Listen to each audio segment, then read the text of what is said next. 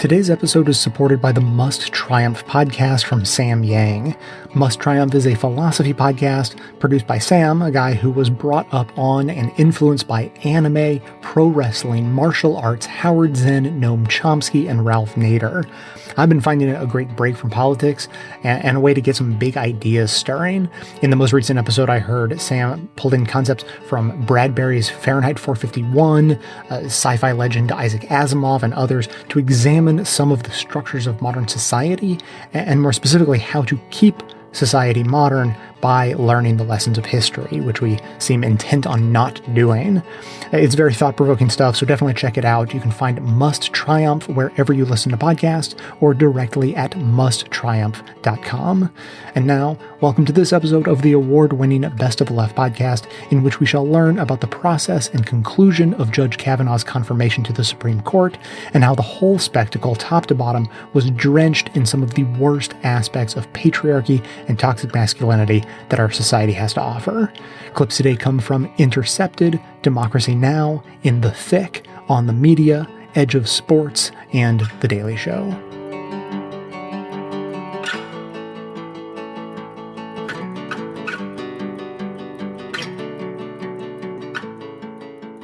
It's critical to look at the grassroots activism all along the way of this process, and I hope the history books will record this, because this is the story of this historic moment. Whether we're talking about the beginning of September with the original hearings, during those, 4 days of hearings, I think more than 220 overwhelmingly women were arrested as they were protesting, both in the chamber of the hearing, the original hearing, where it looked like Kavanaugh was a shoo-in. Okay. This is a mockery and a travesty of justice.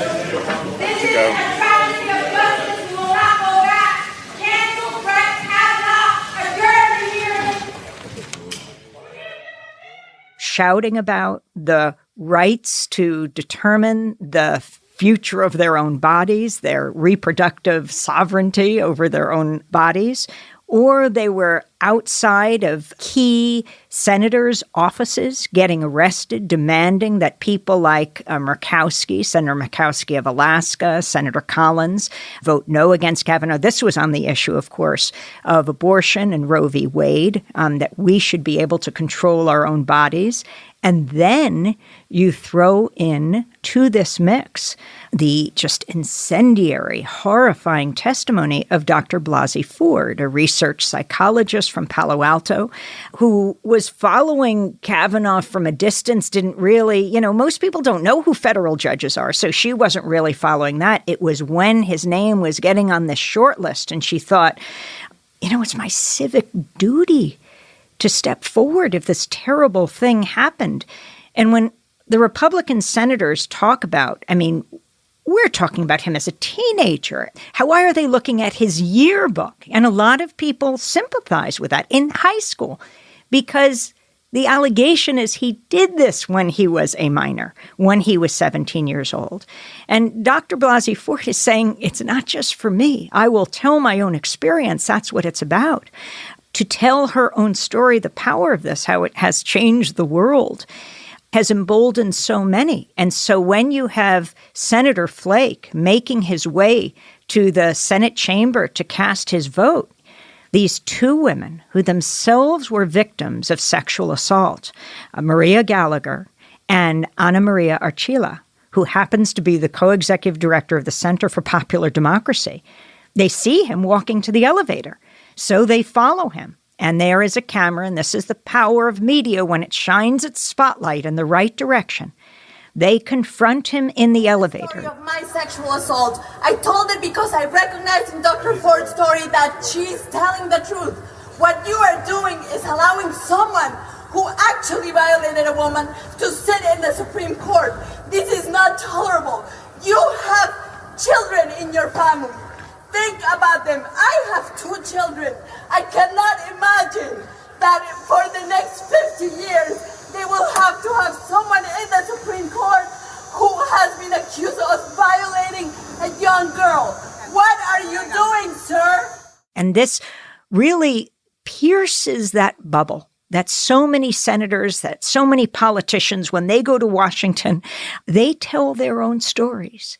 And when I think about Maria Gallagher saying, "Look at me, I am telling you my story," and Ana Maria Archila, the painfulness of hearing, "We are victims of sexual assault, your children, my children," it is critical that we talk about this.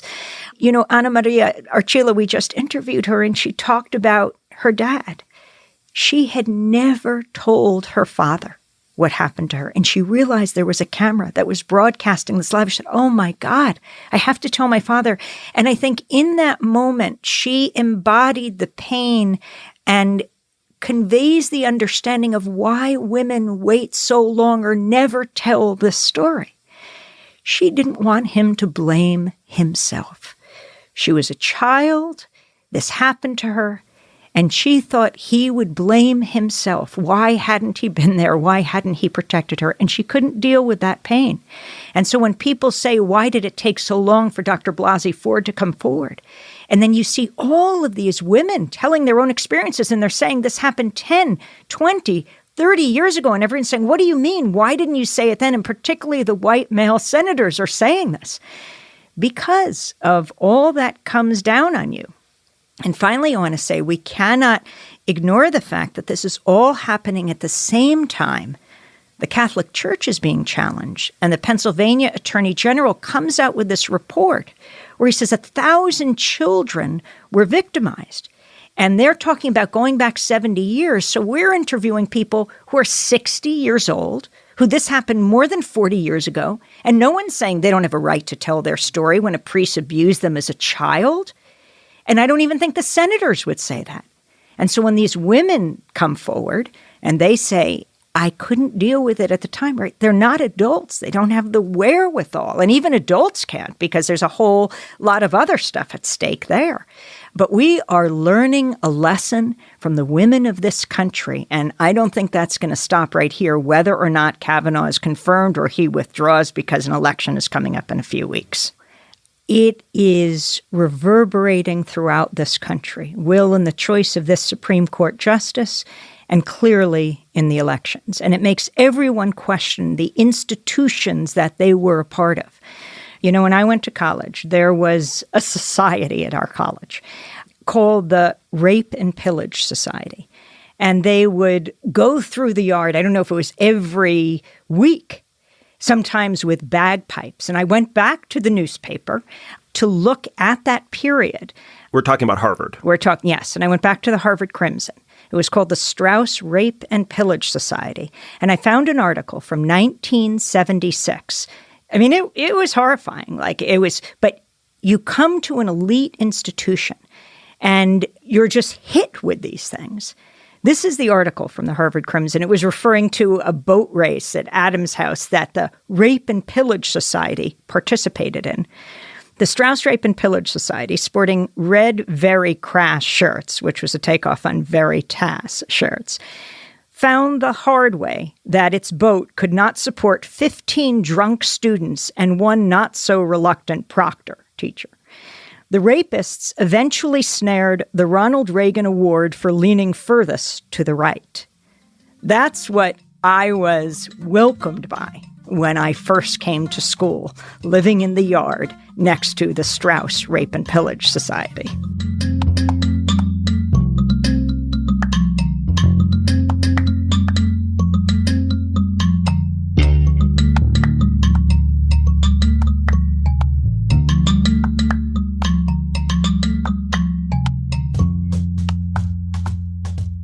You have written so many books, the most recent in The Body of the World. You wrote a letter in Time magazine. Can you share it with us today? I'd be happy to. And talk about why you particularly address white women here. Well, one of the main reasons I'm addressing white women is the statistics. The statistics say that most white men support Kavanaugh. 45% of white women support him. 30% of Hispanic women, and 11% of African-American women. I mean, the number in African-Americans, something like more than 80% of African-Americans are opposed to Judge Kavanaugh. Yes, that's right. And only 11% are supporting him. So I, again, was astonished by this, and I just went into my soul, and I felt like I wanted to reach out to those women to talk to them. So I wrote them this letter. Dear white women who support Brett Kavanaugh, last night when I saw Donald Trump mock Dr. Christine Blasey Ford, I couldn't help focusing on the women behind him who cheered and laughed. I felt like I was falling into a familiar nightmare. It compelled me to reach out to you. When I was a child, my father sexually abused and beat me. My mother did not protect me. She sided with my father just like these women sided with Donald Trump. And I understand why. She sided with him because he was the breadwinner. She sided with him because of her need to survive. She sided with him because the reality of what was happening in front of her was so terrible, it was easier not to see. She sided with him because she was brought up never to question a man. She was taught to serve men and make them happy. She was trained not to believe women. It was only much later, after my father died, that she was able to acknowledge the truth of my childhood and to ask for my forgiveness. It was only then too late that she was able to see how she had sacrificed her daughter for security and comfort. She used those words, I was her sacrifice. Some people, when they look at this video of women laughing at Dr. Ford, will see callousness. I see distancing. I see denial. I've worked on ending violence against women for 20 years. I have traveled this country many times. I have sat with women of all ages and political persuasions. I remember the first performance of my play, The Vagina Monologues, in Oklahoma City, when half the women in the audience came up after to tell me they had been raped or abused. Most of them whispered it to me, and often I was the first and only person they had told. Until that moment, they had found a way to normalize it, expect it, accept it, deny it. I don't believe you want to choose your sons and your husbands over your daughters. I don't believe you want the pain that was inflicted on us, inflicted on future generations. I know the risk many of you take coming out to say you believe a woman over a man. It means you might then have to recognize and believe your own experience. If 1 out of 3 women in the world have been raped or beaten, it must mean some of you have had this experience. To believe in other women means having to touch into the pain and fear and sorrow and rage of your own experience. And that feels unbearable sometimes. I know because it took me years to come out of my own denial and to break with my perpetrator, my father. To speak the truth that risks upending the comfort of my very carefully constructed life. But I can tell you that living a lie is living half a life. It was only after telling my story that I knew happiness and freedom. I know the risk others of you face who have witnessed those you love suffer the traumatic after effects of violence, and those who worry for both your sons and daughters that they may someday face this violence. I write to you because we need you, the way I once needed my mother. We need you to stand with women who are breaking the silence in spite of their terror and shame. I believe inside the bodies of some of those women who laughed at the rally were other impulses and feelings they weren't expressing. Here's why I believe you should take this stand with me. Violence against women destroys our souls. It annihilates our sense of self. It numbs us. It separates us from our bodies. It is the tool used to keep us second-class citizens. And if we don't address it, it can lead to depression, alcoholism, drug addiction, overeating, and suicide. It makes us believe we are not worthy of a life of happiness. It took my mother 40 years to see what her denial had done and to apologize to me. I don't think you want to apologize to your daughters 40 years from now. Stop the ascension of a man who is angry, aggressive, vengeful, and could very well be a sexual assaulter. Time is short. Call your senators. Stop laughing and start fighting. With all my love. E.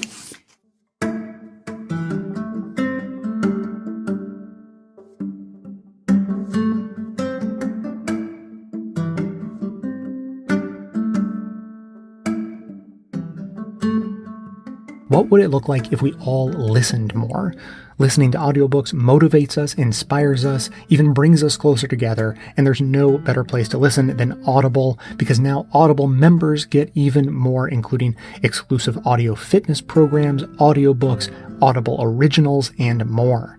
Audible has the largest selection of audiobooks on the planet, and now with Audible Originals, the selection has gotten even more custom with content made just for members. Every month, Audible members get 1 credit good for any audiobook they choose, plus 2 Audible Originals from a changing selection that they can't get anywhere else. Plus, your books are yours to keep, so you can go back and re-listen anytime, even if you cancel your membership. Plus, if you don't like your audiobook, you can exchange it, no questions asked. A book in Audible's library I think you may be interested in, because I know I'm interested in it, is Yuval Noah Harari's new release, 21 Lessons for the 21st Century, and you can listen to it or any other audiobook for free when you start your 30-day free trial. Go to audible.com/best or text the word BEST to 500-500. That's audible.com/best or text the word BEST to the number 500-500. Audible. You can do it with audiobooks.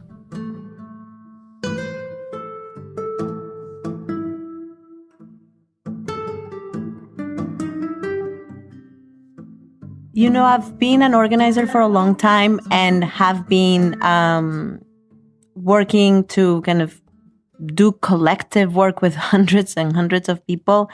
And I've had like 3 decades of being afraid to share with anyone, really, except very few people, what happened to me as a child.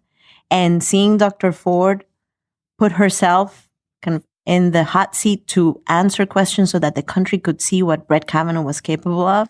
I thought it was my civic duty to relay the information I had about Mr. Kavanaugh's conduct so that those considering his nomination would know about this assault.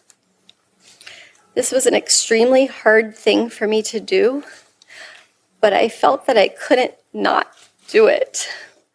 And then seeing so many thousands of women, not just in this moment, but ever since kind of the Me Too movement broke out, share their stories, really like made this so personal. And I think when I saw Senator Flake, I was both speaking for all the people I love, but speaking for myself and speaking for my children and saying like, I don't know what it takes for you to understand the pain that women feel in this moment, but if it takes me like letting it all out, then let's do it. For me, this has been like one of the strangest experiences as a journalist. Even though people have always said, oh, you know, you're an immigration activist and you're too close to this story because you were born in Mexico. It was like, I was always like, I understand your critiques, but no, actually, I can completely separate, right? Yeah. And in this issue, as I said to you, it's like the 2 most intimate parts of myself, where I was born, my country being an immigrant, and then the fact that I'm a rape survivor, that I never, ever, ever, ever, ever spoke about this, spoke about it in depth with my husband only as of 2 years ago. Wow. And it's like the clash of these 2 parts of myself. And all of a sudden, it's like I'm talking about these things in public that, you know, we talk about with our partners, with our therapists, with our closest friends. And I'm trying to understand why in this moment has it happened that someone like you are suddenly telling this part of your story, or someone like me? What do you think it is about this particular moment? I do think it has to do with a kind of collective rage. Yes. As women, but what do you think it is? I think it's collective rage. I think it's like this sense that like our politics, our democracy just kind of like doesn't see us as humans. And it's like forcing the most intimate, kind of most painful, most raw kind of aspect of our human experience into the light so that we can remember that the mandate for people who are elected is to actually protect our ability to live human life, like fully in a dignified way. I think it's something about that is, I feel like what I was trying to do with Senator Flake was force connection. Like, no, you do not belong to your party. It is not about your Republican allies. This is about like the country that we raise our children in, the culture that we all practice and build together, we're having a great reckoning. And under the Trump administration, I feel like we just go from reckoning to reckoning to reckoning. Like, oh yeah, racism is alive. Yes, there are people marching with torches. Oh, yes, like patriarchy is totally here with us. And white men with privilege get to act out and scream and pound and cry and nobody says any. I mean, it was so strange to see that. And I think part of the other thing that happened for me, Ana Maria, was that the whole kind of aggressive tone of Brett Kavanaugh's testimony is part of what we as survivors are saying. It's that aggressive tone that is symbolic of the entire, essentially, kind of rape culture. Yes. That you guys just kind of get to be like, do what you want to do, say what you want to say, and just kind of do it. But I actually want to ask you about this. Are you a citizen now? I am a citizen now. Okay. So I, like you, was not born in this country, and that means that you and I, we had to raise our right hands. Yes. And literally pledge allegiance to this country. We did. Yeah. We had to say that we would be prepared to bear arms to defend this country. And I'm just wondering about that notion of what we call civic duty, and Julio knows that this is one of my things, right? Like, what was your sense of civic duty as an American citizen? I feel like when Dr. Ford said, I thought it was my civic duty to tell someone that Brett Kavanaugh had done this to me, it was so helpful and so clarifying. She's telling her story to protect the country. I'm telling my story to protect my children. And before, we were not telling our stories, in part because they're incredibly difficult to tell. I was not telling them because I wanted to protect my parents from the pain.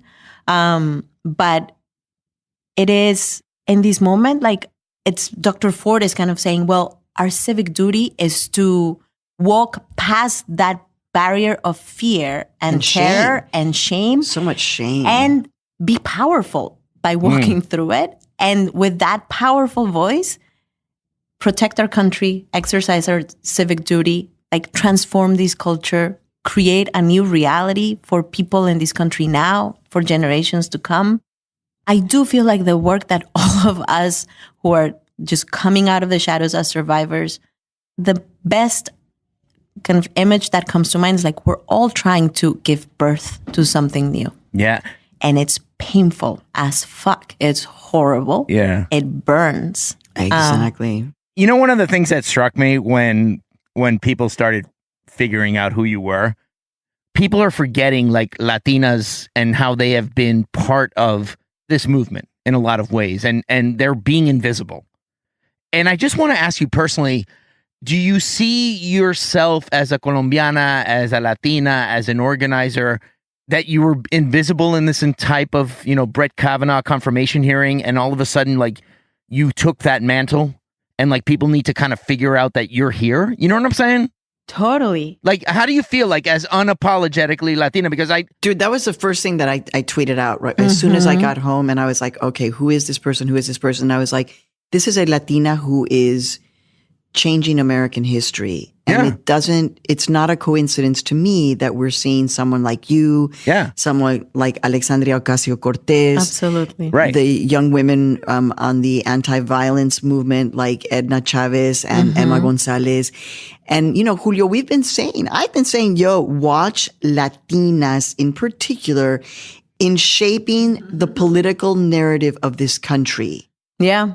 I think that we can no longer separate the identity, kind of the soul of this country from Latinas and Latinos. We are it. We are actually it. We are the country.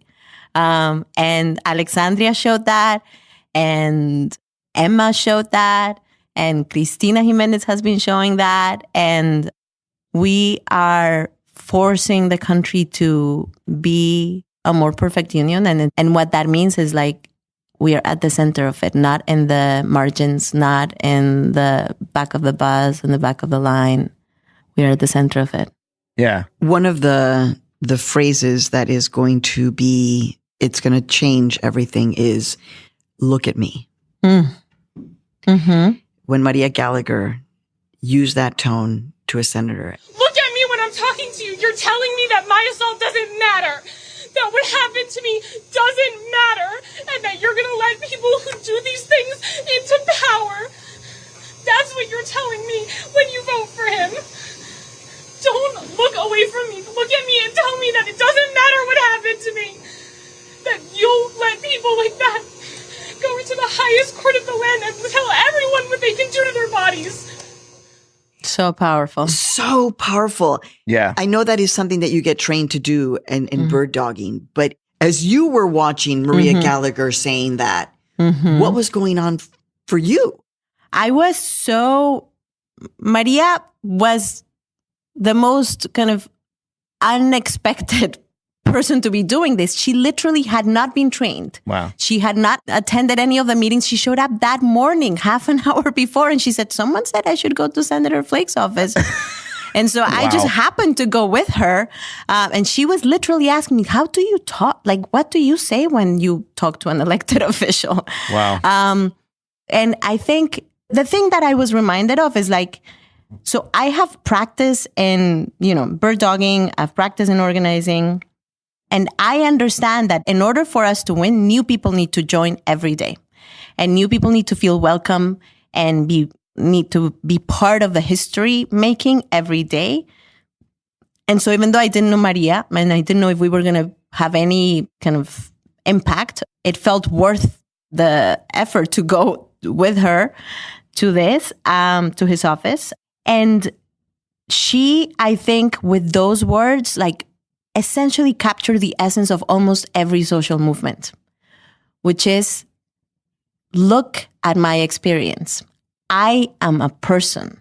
Make eye contact. See yourself in me. Allow that connection to shape what you're doing, because your responsibility is to take care of me in this moment, of millions of people who are like me in this moment, and to make decisions that respect this connection and this humanity. It's that, like, look at me that dreamers, young immigrants have done. It's look at me that people in Puerto Rico are doing every day. Look at me. Yeah. It's what African American people did in the 50s and the 60s to shape and to transform the country, to force a reckoning with the centrality of racism in this country. And that's the essence of social movements. And Maria, without real training, with just her experience and her sense of, I must do something. Yeah. I don't know exactly what it is, but I have to show up and do something. Yeah. She gave the words to these moments in such a powerful way.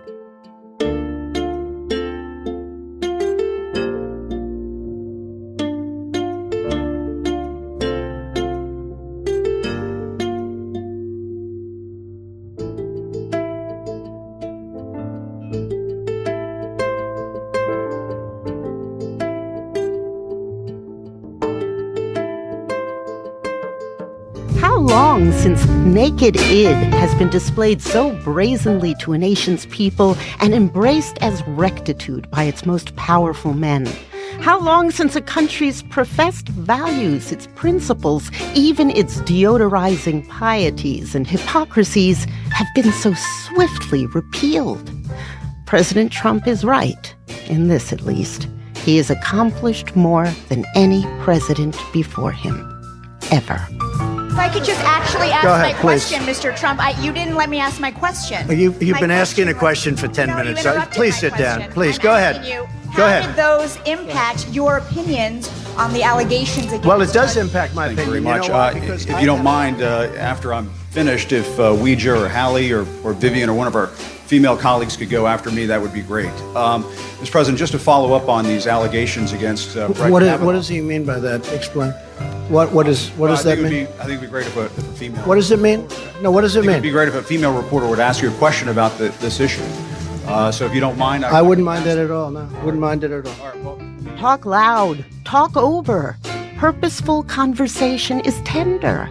The annihilating foghorn blast, that's tough, authentic. I know I'm a single white male from South Carolina, and I'm told I should shut up, but I will not shut up if that's okay. South Carolina Senator Lindsey Graham, who now has truly buried his dearly departed friend John McCain, condemned the Democrats for cynical delays while embracing the GOP's cynical rush.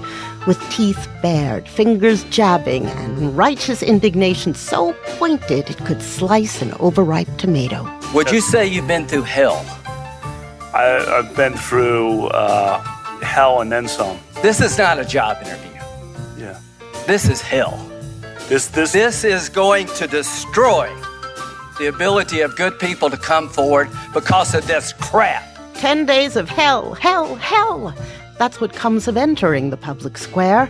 Christine Blasey Ford knew it, and she suffered intermittent hell for 36 years. Hillary Clinton endured 11 hours in one sitting on Benghazi, essentially accused of murder.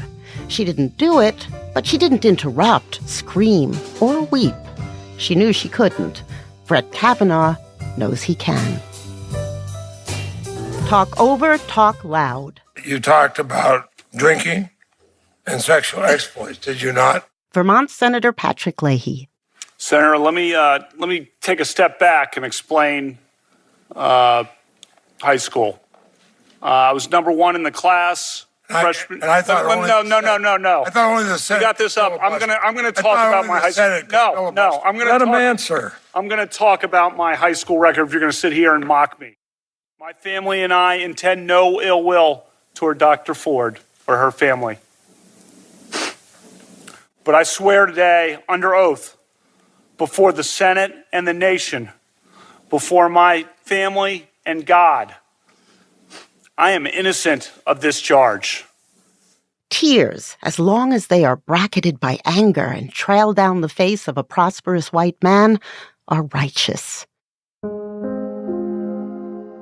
You've got to deny, and push back on these women, Trump told a friend accused of sexual overreach, according to the Bob Woodward book Fear. If you admit to anything and any culpability, then you're dead, Trump reportedly said. You've got to be strong. You've got to be aggressive. You've got to push back hard. You've got to deny anything that's said about you. Never admit. All 4 people allegedly at the event, including Dr. Ford's longtime friend, Ms. Kaiser, have said they recall no such event. Her longtime friend, Ms. Kaiser, said under penalty of felony that she does not know me and does not believe she ever saw me at a party ever. Are you aware that they say that they have no memory or knowledge of such a party? Yes. That's Ford with the Republicans' chosen interrogator, Rachel Mitchell. Do you have any particular motives to ascribe to Leland? I guess we could take those one at a time. Leland has significant health challenges, and I'm happy that she's focusing on herself and getting the health treatment that she needs. And she let me know that she needed her lawyer to take care of this for her, and she texted me right afterward with an apology and good wishes and etc. So I'm glad that she's taking care of herself. I don't expect that PJ and Leland would remember this evening. It was a very unremarkable party. It was not one of their more notorious parties because nothing remarkable happened to them that evening. They were downstairs. Leland has since stated that she believes Ford, even if she can't remember. Trauma has the ability to sear. On the other hand, alcohol has the power to erase. He may have been too drunk to record what may have been to him an unremarkable event, a joke. But it's Ford who Lindsey Graham generously says is mixed up, because he knows the sole reason for this farce. And so does Kavanaugh, because it can only be about one thing. This whole 2-week effort has been a calculated and orchestrated political hit, fueled with apparent pent-up anger about President Trump and the 2016 election, fear that has been unfairly stoked about my judicial record, revenge on behalf of the Clintons, and millions of dollars in money from outside left-wing opposition groups. This is a circus. I'll point out to you that Justice now, Neil Gorsuch, was nominated by this president. He was considered by this body just last year. California Senator Kamala Harris. You both attended Georgetown Prep. You both attended very prestigious law schools. You both clerked for Justice Kennedy. You were both circuit judges. You were both nominated to the Supreme Court. You were both questioned about your record. The only difference is that you have been accused of sexual assault. How do you reconcile your statement about a conspiracy against you with the treatment of someone who was before this body not very long ago? Irrelevant and not all that remarked upon, because it's axiomatic to observe that truth is whatever you want it to be in today's America. But there is a law against perjury, if anybody still cares. Connecticut Senator Richard Blumenthal. As a federal judge, you're aware of the jury instruction, falsus in unibus, falsus in omnibus, are you not? You're aware of that jury instruction? Yeah, I am. You know what it means? You can translate it for me, Senator. You can do it better than I can.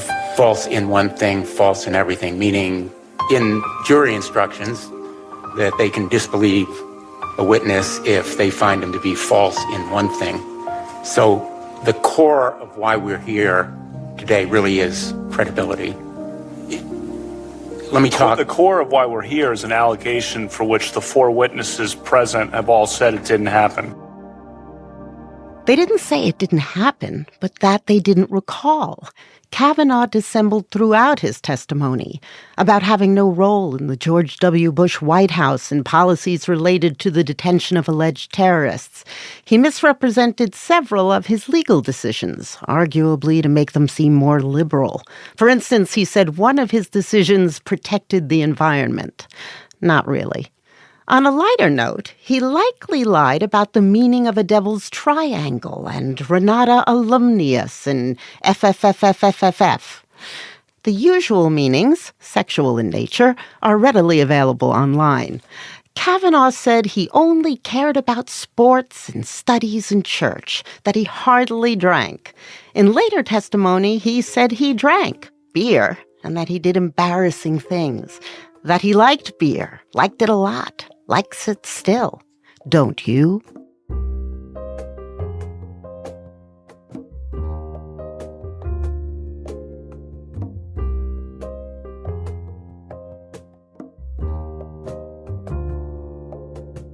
Tidal is a different kind of music streaming app. They work to foster the relationship between artists and fans, and they value diversity in music, all while also using their platform for good. They offer unlimited music and video available completely ad-free, so you can play your favorite classics and discover new artists. And you're not going to want to miss Tidal's 4th annual benefit concert on October 23rd. The concert, Tidal X Brooklyn, will benefit organizations working for criminal justice reform, including the Equal Justice Initiative, Reform, the Innocence Project, and Cut 50. The concert will feature performances from Lil Wayne, Ms. Lauryn Hill, Meek Mill, Anderson .Paak, and more. As you know, criminal justice reform is a critical issue. Over 65% of prisoners serving life without parole for non-violent offenses are African American, and 1 in every 15 African American males is incarcerated, compared to just 1 in every 106 white men. That means that 1 in 3 African American males can expect to go to prison in their lifetime. So tune in to the free live stream and donate to the cause at tidal.com/Brooklyn on October 23rd. That's tidal.com/Brooklyn.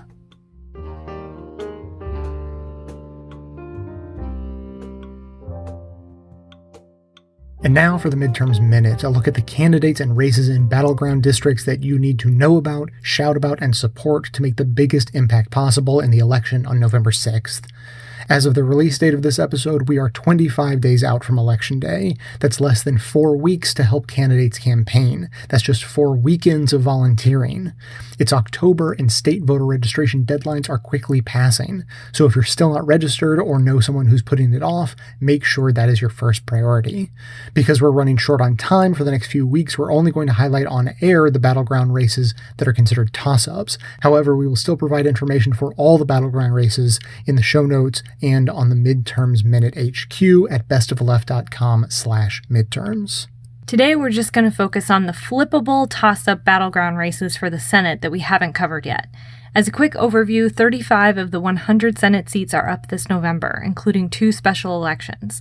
Democrats are defending 26 seats, 10 of which are in states Trump won. They must retain all 10 of those Senate seats and pick up at least 2 more to take the Senate. And though doable, it's not going to be easy. We'll start with Arizona, where Republican Jeff Flake's Senate seat is open and entirely in play for Democrats. In fact, it might be Democrats' best shot at picking up a seat. Since Flake decided to screw over the entire country for decades by voting for Kavanaugh before leaving Congress, it'll feel extra good to flip his vacant Senate seat. Arizona's 9th District Democratic Representative Kyrsten Sinema is facing Arizona's 2nd District Republican Representative Martha McSally. McSally is trying to paint Sinema as anti-military because she participated in anti-war protests after 9/11. As of early September, Sinema has a slight lead in the majority of polls, but this race is still a toss-up, and a win requires Democratic Latino voters to turn out in full force. Next door in Nevada, Republican incumbent Senator Dean Heller is facing a challenge from Democratic Representative Jackie Rosen. This seat is in play because Nevada has the one Senate seat Republicans are trying to defend in a state Clinton won. The polls currently show Heller and Rosen tied, with Rosen leading within the margin of error. Trump is backing Heller and even held a rally for him last month in Las Vegas, while Heller tries to frame himself as very bipartisan. Rosen has nicknamed Heller Senator Spineless and called him out for cracking under GOP party pressure and voting for the Obamacare repeal bill. Heller also voted for Kavanaugh, and Rosen, a woman, is not about to let any voter forget that. After voting for Kavanaugh and pretty much everything else on Trump's agenda, Tennessee Senator Bob Corker is finally going away. Former Democratic Governor Phil Bredesen is facing horror show Republican Representative Marsha Blackburn in this open seat race. The outside money flowing in has been gigantic, with Blackburn getting the majority. We don't have time to highlight all of the terrible things Blackburn has said and done while in the House, so I think all we have to say is that she is aligned with Trump on absolutely everything and might like the idea of a border wall even more than he does. Bredesen is down in about half the polls, and the Cook Political Report has rated this race a toss-up. Moving on now to Texas, where we finally have a real shot at not having to look at or listen to Ted Cruz anymore. Wouldn't that be nice? Democratic Representative Beto O'Rourke is a strong challenger who's been able to raise significant money and grab the national spotlight. Despite that, though, O'Rourke is down in the latest polls by 5 to 9 percentage points. Cruz has been grasping at straws to try to damage O'Rourke's image. His latest attempt was twisting O'Rourke's completely valid criticisms of our criminal justice system to call him divisive and dangerous. But this is still a toss-up race. Finally, for anyone who's already registered to vote or thinks they are, please take a few seconds today to confirm your registration. Voter purging is happening across the country, and the sooner you know there's an issue, the better your chance of getting it corrected before Election Day. Visit headcount.org and click Verify Your Registration Status under the Voting Info tab. There you can quickly be directed to your state-specific website to confirm your voter registration. If there's a problem, call 866-OUR-VOTE to report the problem and get guidance ASAP. Links to all of the information you heard today, as well as additional resources, are linked in the show notes. And today's Midterms Minute, along with all of our election information, can be found at bestofleft.com/midterms. So if making the blue wave a reality in November is important to you, be sure to hit the share buttons to spread the word about supporting Democrats and battleground races across the country via social media so that others in your network can spread the word too.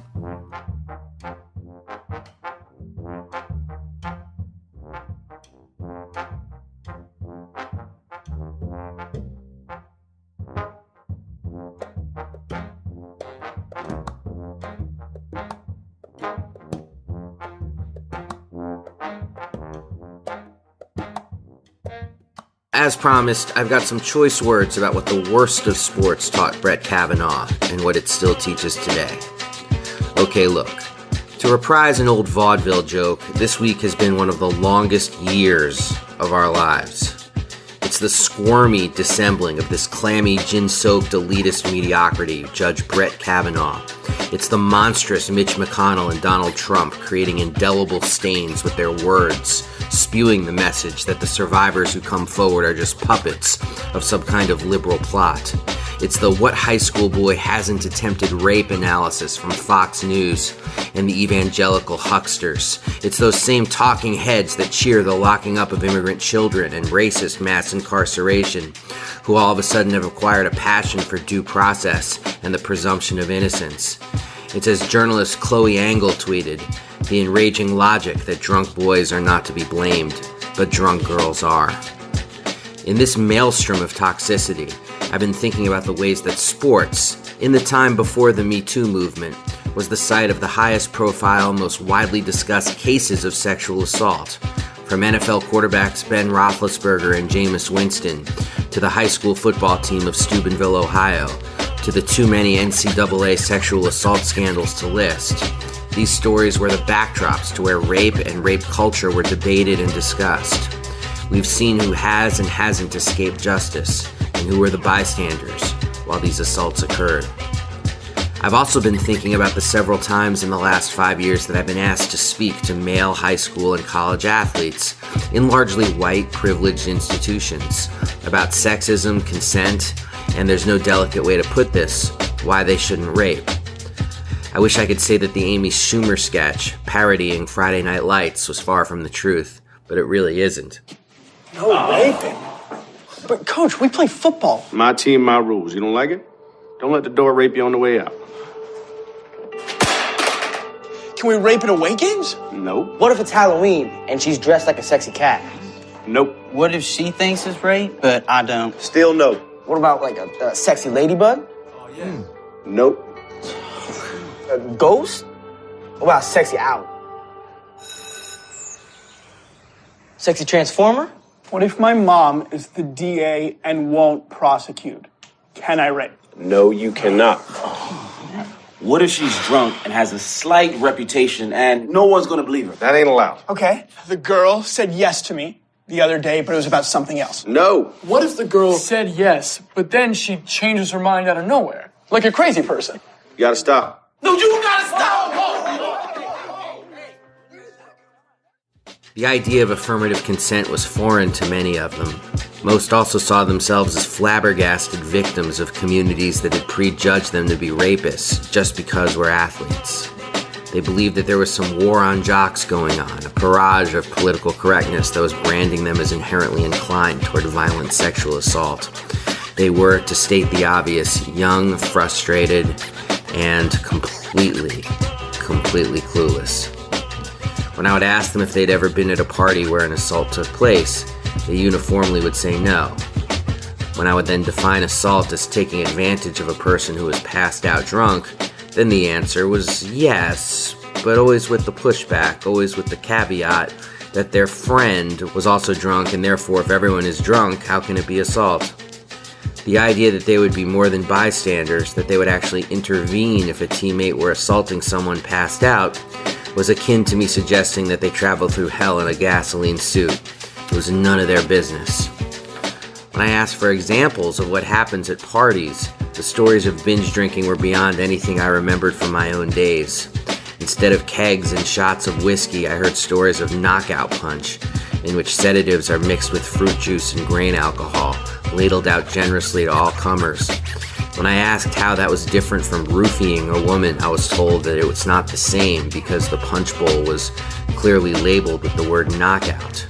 It was normalized that ambulances would come to pump people's stomachs, stories which were told with laughs and fist bumps that gave a party its luster. Despite the above descriptions, the dominant attitude of these athletes wasn't arrogance or hostility, it was confusion. These encounters made it painfully obvious that we do not teach affirmative consent in this country. It also became crystal clear that on too many sports teams, the idea of the team, which in so many contexts can be a positive, also possesses the poisonous sorcery to create walls of silence and protect abusers.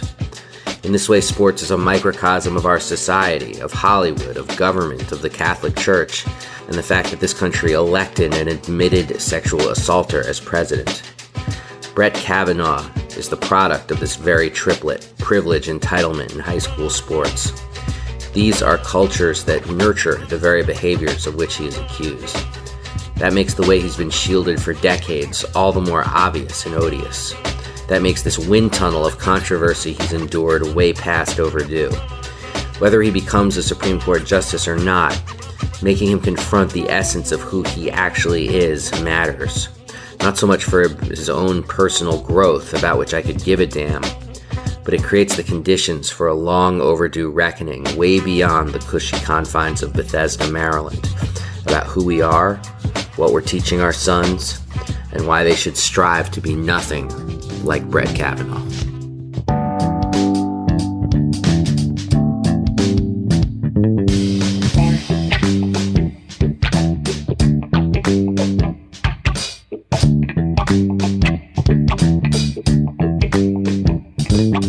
For me, I feel like there is a larger narrative that goes beyond him being on the Supreme Court for a lifetime, and that is the conversation and the journey that Trump in particular has started around this.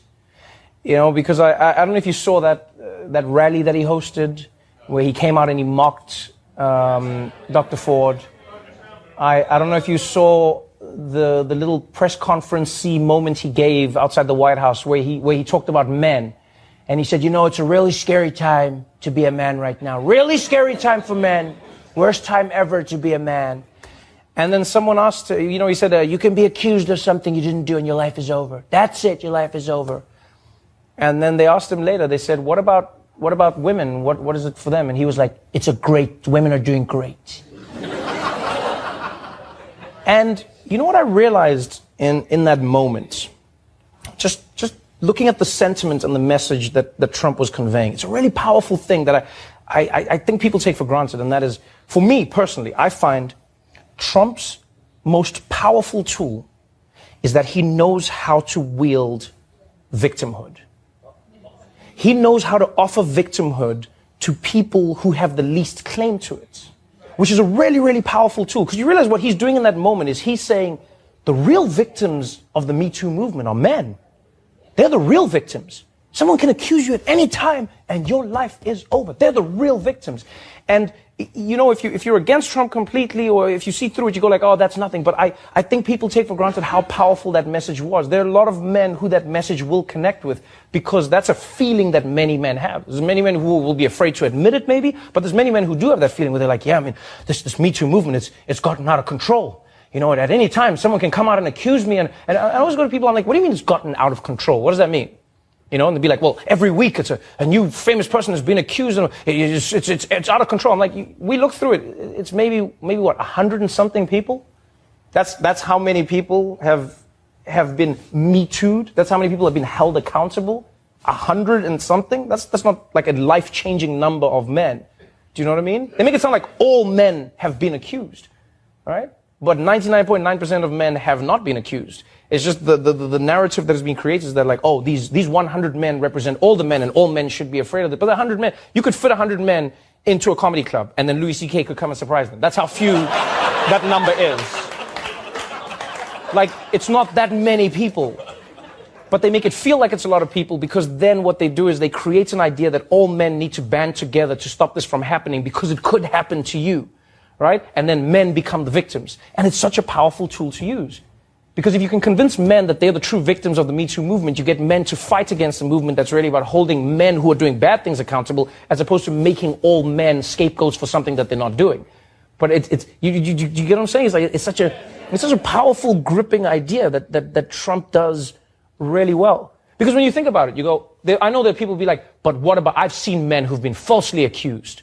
And I go, yeah, but how many? Or let me ask it to you this way. How many men, percentage-wise, have been falsely accused of a sexual assault? And how many women have actually been sexually assaulted? You know what I mean? I'm willing to bet in this room as we sit here now, if I said to the men, how many have been accused of sexual assault, there'll probably be nobody in this room who has. But if I said to the women in this room, raise your hand if you've been catcalled or your ass has been grabbed or a guy's made a lewd comment at work or somebody has made you feel unsafe sexually in some way or you've actually been sexually assaulted, I regret to say that there would probably be many hands that would go up in the room. But we have now been told that the ratio is like, oh no, it's more men, it's men. But the truth is it's women. Women are the victims in the situation. It doesn't mean you've got to be feeling sorry for women, but it's like, no, but the women are the victims and that's what we're trying to fix, right?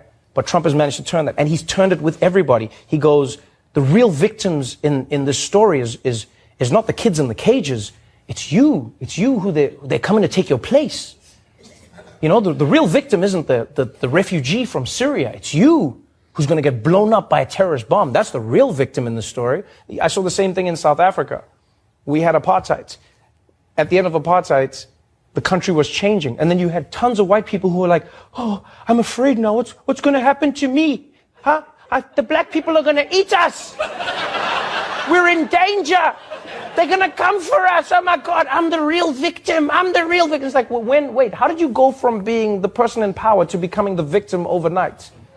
And it's a powerful it's a powerful tool that people use repeatedly, like over and over. It's like it's a tool that Trump wields. He's doing it with men. He's done it with white people in America. He's done it with Kavanaugh now. The guy's heading to the Supreme Court. But he's making it like, this poor man. Look at him, this poor man. What's the worst that could happen to Brett Kavanaugh? What's the worst thing that could happen? Is he'd go back to being a federal judge on one of the most important courts in the land. That's what he goes down to if he fails. What's the worst thing that happens to Dr. Ford? She gets mocked by the President of the United States for coming forward with a story about sexual assault, which, by the way, was the one thing she said she definitely remembered from that night. She said, I remember the boys laughing at me. That's what she said. And people go, why don't women come forward? Because when you do, the President of the United States will use you as a punchline in front of a crowd. And people always go like, yeah, but women have an incentive. They're doing it for the fame. What are the names of Cosby's accusers? What's the money? What money did they get? What fame? Do they have reality shows? Where are these people? Do you even know them? Would you recognize them in the street? What fame do they get? Ford is going to come and go. Kavanaugh's here forever. And people make it seem like there's some incentive. And that's why I say what Trump is saying about victimhood is so powerful, because I know that even in myself, I have to combat the feeling that I as a man have, because I go, what if I get falsely accused? And I go like, yeah, but you've been tricked. You're not going to get falsely accused. Like it's not happening as rampantly as people make it out to be. But if you can convince people that they are in fact the victims when they're from a position of power, you have the most powerful tool that you can wield. And the irony is, oftentimes, those people who are in those positions want the people who are genuinely the closest to victimhood to relinquish their victimhood to join their team. You know, so if you're a woman that rolls with Trump and the Republicans, you got to be like, I've had my ass grabbed, and you know what? It doesn't matter. You got to move past it, because I'm not a victim. If you want to be a black person rolling with Trump, you got to be like, black people aren't oppressed. That's right. I'm free. That's right. I wear a MAGA hat and I release hits. I'm free. You gotta act like it's not happening.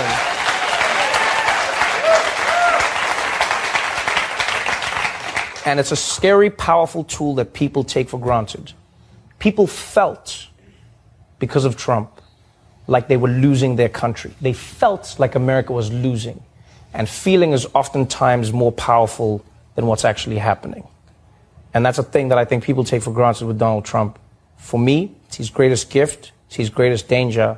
And I'm heartbroken at what happened to Dr. Ford, not because it didn't go the way I would have maybe wanted it to, but rather because her life, her image, her as a human being has been trodden on and destroyed by the President of the United States as he goes from rally to rally, and people are like, yeah, it's a partisan thing. And you're like, well, kudos to you, Trump. One of the richest people in the world, and he's like, we're losing, folks, the game is rigged. It's like, how are you losing, Trump? You're a billionaire. You're a billionaire when you're 8 years old. How are you losing? How are you losing? I just feel it. I just feel it.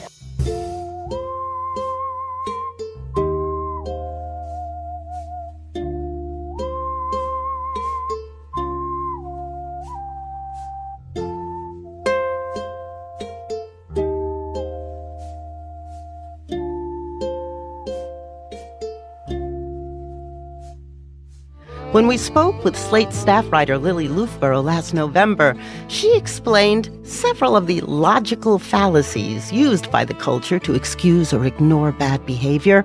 We called on her again to identify the new fallacies she's seen lately, like the anti-bandwagon fallacy. The anti-bandwagon fallacy is something I kind of made up to explain a tendency that I've noticed where a news item's truth content actually diminishes for people as more accusations emerge. We saw, for instance, with Dr. Christine Blasey Ford. I've never seen so many repressed memory cases in my life, especially against one guy. Yeah. So the question is, if there's something awry going on, was there hypnosis? A conspiracy. Yeah. When more emerged, a lot of people, I think on the right, interpreted that to be a bandwagon that invalidated the initial accusation. Something else that I heard recently is the Darvo effect or technique, which is a way that a lot of people who are accused respond. DARVO stands for Deny, Attack, and Reverse Victim and Offender. Donald Trump has really excelled at finding a way to turn every accusation against him into an occasion for his victimization and, by extension, the victimization of those who associate themselves with him. We certainly see Brett Kavanaugh doing something similar. We find male anger, I think, very disorienting because men are told to repress. And so when we see somebody in a very high-stakes situation emoting powerfully, that tends to us to scan as an index of authenticity. In front of the nation, we saw his righteous indignation. He choked back his tears and aimed his fury not at Dr. Ford, but rather of this unfair confirmation process, which frankly is an embarrassment. And I saw in the aftermath of the hearing a surprising number of pundits describing both his testimony and hers as equally credible, which I found astonishing. But once again, we tend to find anger, especially when it comes from a man, to be somehow corroborating. It's one of the things that we are taught. Another thing that was on display this week is that men now must live in fear. Right? I got boys and I got girls. It's scary for all things. I mean, I wouldn't want Who are you scared most for, your sons or your daughters? I mean, right now, I'd say my sons. Fear of injury to their reputation, essentially, regarded as equally weighty as women living in fear for their safety. The most stunning revelation about the recent round of defenses of Brett Kavanaugh is that he should be confirmed even if the allegations against him are true. That is the blatant double standard that is being spoken aloud in ways that I did not expect. It's almost a codification of boys will be boys. It's popular right now to say, well, norms have changed, and back then people didn't know. They knew. It's not that any 17-year-old boy didn't understand that holding his hand over a screaming woman as she tried to escape was wrong. It's that he thought he could get away with it. Mm-hmm. We all knew sexual harassment was wrong. We tolerated it anyway. That has been, I think, the line governing a lot of the Me Too movement and a lot of the response to it. What's truly surprising to me at this moment is that we are seeing a group that spent years laughing at the very idea of anything like, quote, rape culture, suddenly not just admitting that it exists, but arguing that it should.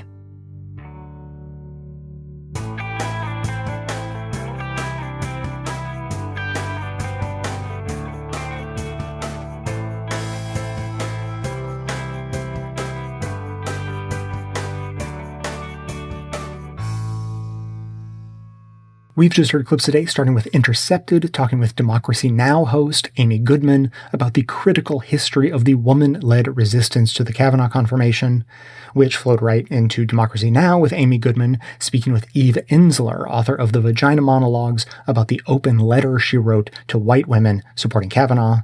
In The Thick, spoke with one of the activists who confronted Jeff Flake, helping to force further investigation into Kavanaugh. On the Media, broke down how they got to have it both ways with Kavanaugh. Dave Zirin on Edge of Sports shared his choice words about how people turn out like Kavanaugh. The Daily Show's Trevor Noah examined Trump's ability to wield victimhood like a weapon. And finally, we just heard On the Media picking apart the elements of the backlash to the women's resistance. Members will be getting a bonus episode with a couple of additional clips on today's topic. One, a humorous look at how our patriarchy was really put through a stress test and luckily came out in one piece on the other side. And the other, a look at one particularly interesting data point that apparently 55% of Republicans believe that hypothetically proven sexual assault would still not have been a disqualifier for a prospective Supreme Court justice. Something to think about. To hear all of that and for other details on membership, visit patreon.com/bestofleft. You can find that link in the show notes on your devices, which is also where you can find links to each of today's segments for easy reference and sharing. And now, we'll hear from you.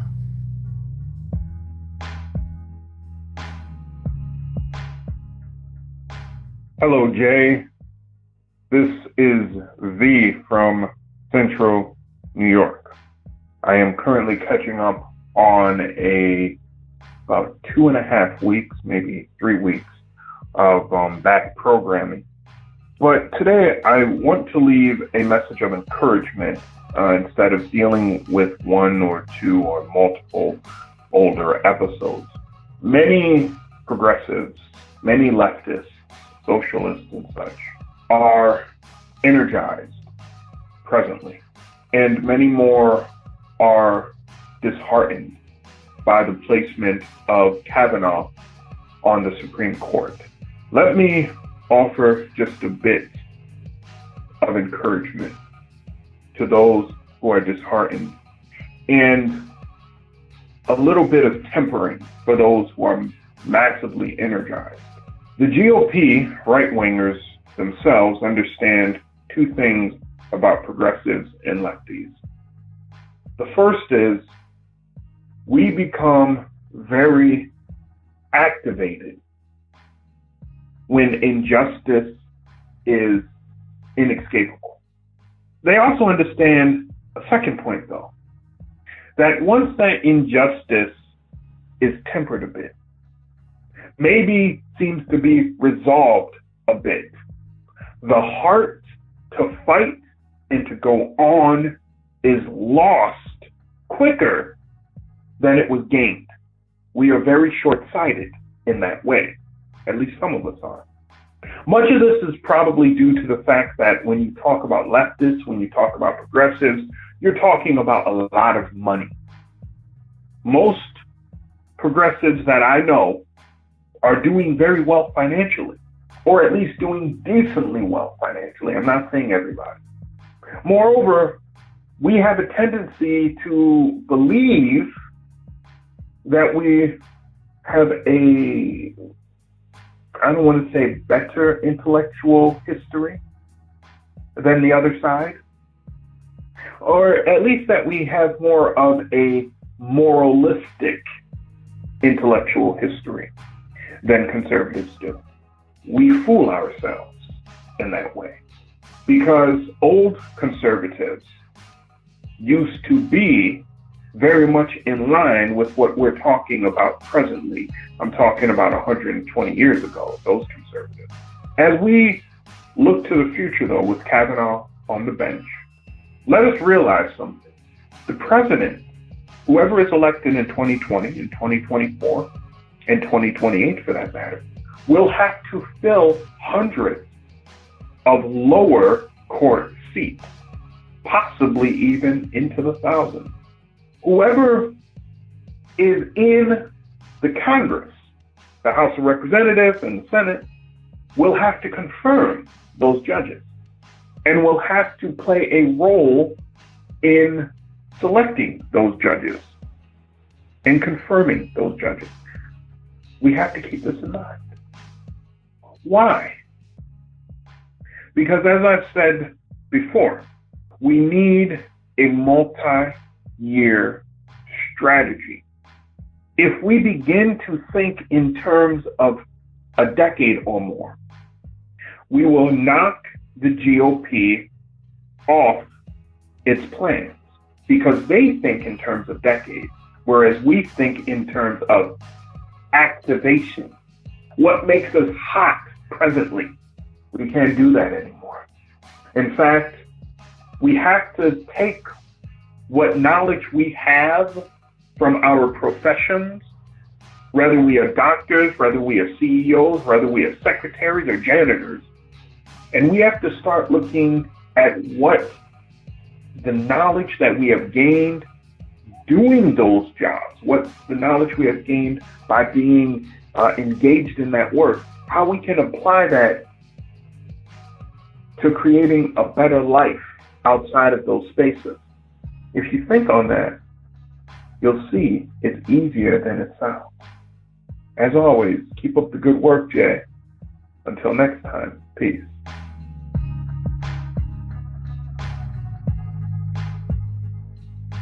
Hi, Jay. This is Nathan from San Diego.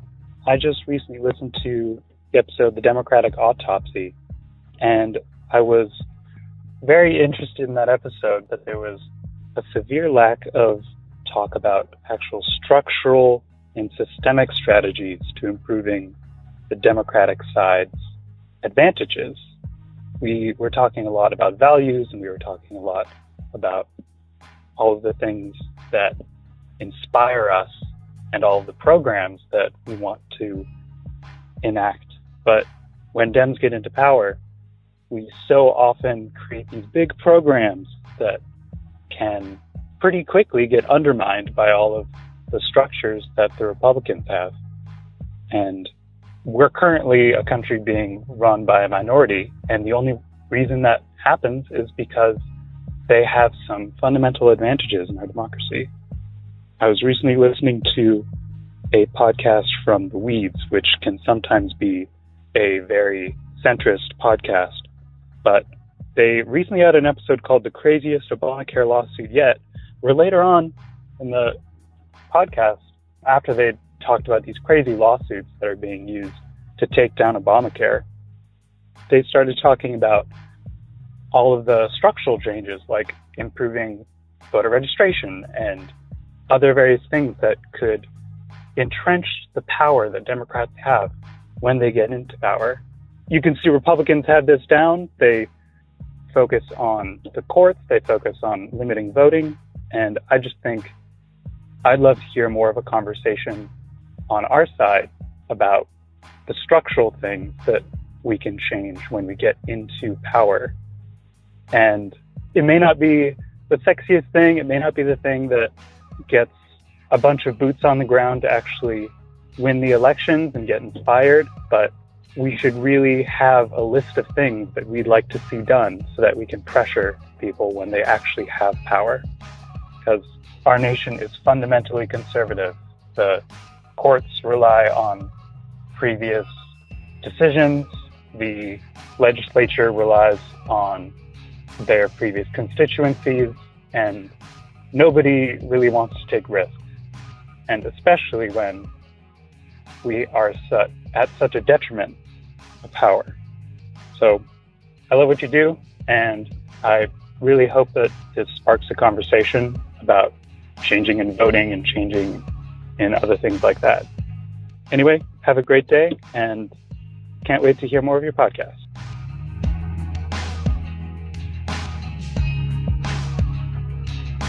Thanks for listening, everyone. Thanks to the volunteers who helped gather clips to make this show possible. Thanks to Amanda Hoffman for all of her work on our social media outlets and activism segments. And thanks to all those who called into the voicemail line. If you'd like to leave a comment or question of your own to be played on the show, you can simply record a message at 202-999-3991. And a quick response to Nathan about structural changes that Democrats need to make or progressives needs to make to, we could say to help entrench their power, but you could also say to turn the trajectory of the country back towards democracy and away from oligarchy. That would be my framing. And I'm happy to help jumpstart this conversation. I've got a list for you. So let's go down it. Voting rights in all of its forms, things like automatic voter registration, same-day registration, early voting, paper ballots, hand-counted rather than computerized, all of those types of things. A ban on hackable voting machines to help reinstill confidence in the voting system. Blockchain-based voting may allow secure computerized voting in the future, but it sure as hell isn't here now. Then there are sort of structural voting issues, like the idea of ranked choice voting. We've been very in favor of ranked choice voting here on the show in the past. Brad Friedman, who I've been listening to for more than a decade, is just one of the preeminent experts on election security, all of the problems with hackable computers and, insecure voting systems and all of the dirty tricks that go on around elections, is not himself in favor of ranked choice voting, but I think he made a really solid argument for, instead of ranked choice voting, something called approval voting. The difference being ranked choice is that maybe you like 2 or 3 different candidates and you rank them 1, 2, 3. Approval voting is a little different in that you can vote for multiple candidates, but you don't rank them. So you just vote for all of the people you approve of, who you wouldn't mind your vote going to. And when all of the votes are tallied up, the person with the most votes is the one who you have then voted for, who can be elected. The biggest difference is in the complication factor of ranked choice voting. So, in a magic world where you can somehow simplify the process of ranked choice voting and make it really easy to count the votes, maybe that would be better. But again, the devil's in the details, and when you consider what's required to count ranked choice votes, it actually requires computers. And if part of your strategy for making elections more secure is to get rid of computers, make sure that everything is hand counted and totally unhackable, well then advocating for ranked choice voting sort of implies that you then have to have those computers, which creates a vulnerability in the election system. So for that reason, the details of implementation being so critical, you may want to be in favor of approval voting instead. There's a huge debate going on online. If you want to dive into that, go research it yourself. Some are proposing, moving on to the next, some are proposing mandatory voting. I've heard this suggested, and it probably couldn't be done nationwide because all of our elections are done on a state-by-state level. But, a lot of people say, hey, look at Australia, they have mandatory voting, and, no one's going to jail. It's just like a $10 fine or something if you don't vote. It just really encourages people to vote. It changes the culture around voting. And so some have suggested that blue states who might be able to get something like this passed should go ahead and say, hey, in California, we have mandatory voting. New York, we have mandatory voting, something like that, and sort of change the culture around voting and also shame the other states who are so obviously suppressing voting. I mean, North Carolina got downgraded from a democracy. So we clearly have problems in this country, and maybe some healthy competition among the states, and try to turn it around and see who can get the most people to vote would do some good. Of course, in 2020, after the census, we need to do some serious work undoing the partisan gerrymandering that has been in place for the last decade. The National Popular Vote Interstate Compact is making progress. It's a way not to abolish the Electoral College, but to essentially work around it so that it doesn't have an impact on the outcome of the election anymore, and will actually convert the Electoral College into a system that recognizes the popular vote as the determining factor of the winner of the presidency. So that's my list of things. And notice, none of them are actually suggestions meant to give structural advantage to any party, unless you mean it gives structural advantage to a party that has more support. I mean, sure, if we have a more functional democracy that more accurately reflects the will of the people, well, then a party that more accurately reflects the will of the people will do better. And that might sort of make you think that the party who is against everything I just listed might recognize something about their own favorability with the electorate. If you have anything you want to add to this list, we'd love to hear from you. The number again, 202-999-3991. That is going to be it for today. Thanks to everyone for listening. Thanks to those who support the show, of course, by becoming a member or making donations of any size at patreon.com/bestofleft. That is absolutely how the program survives. Of course, everyone can support the show just by telling everyone you know about it and leaving us glowing reviews on Apple Podcasts and Facebook to help others find the show. For details on the show itself, including links to all of the sources and music used in this and every episode, all that information can always be found in the show notes on the blog and likely right on the device you're using to listen. So coming to you from far outside the conventional wisdom of Washington, D.C., my name is Jay, and this has been the Best of the Left podcast, coming to you every Tuesday and Friday, thanks entirely to the members and donors to the show from bestofleft.com.